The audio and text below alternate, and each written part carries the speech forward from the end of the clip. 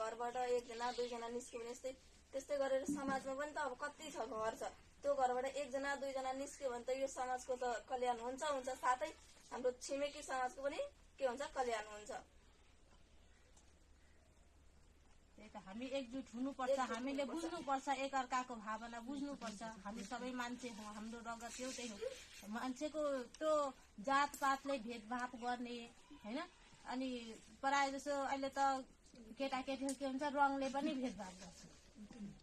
त्यो कालो छ त्यो गोरो छ अरे, अनि त्यसको जातले त्यो छुनु हुँदैन अरे, खानु हुँदैन। अहिले बुढापाकाहरूको पनि के छ भने दलितहरूको अरे छोको अरे खानु हुँदैन, उनीहरूको घरमा गएर खानु हुँदैन। अहिलेसम्म चलिरहेको छ, किन बुझ्दैन त्यो चाहिँ कुरा।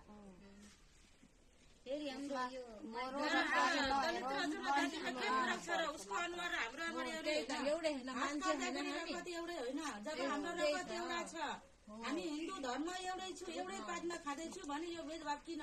त्यही त, त्यो भेदभाव किन हामी सबैले त बुझ्नुपर्छ। प्राय जसो त यो बुझ्नुपर्ने कुरा हो, बुढापाकाहरूले बुझ्नुपर्ने। त्यही त पुरानो मान्छेहरूले बुढापाकाहरूले